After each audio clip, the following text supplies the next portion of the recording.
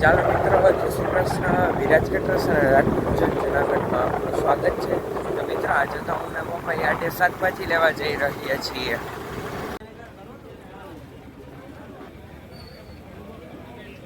મિત્રો, આ છે લીંબુ. મિત્રો, આ છે યાર્ડની બાખાજીકી. હલો ભાઈ, નાખી દો 2-3 કિલો મેથીની ભાજી અને 1 કિલો ધાણા ભાજી.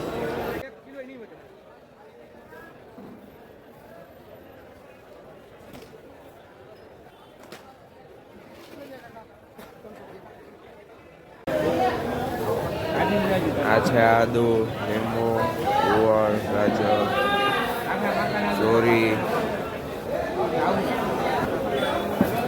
આ છે ટમેટા.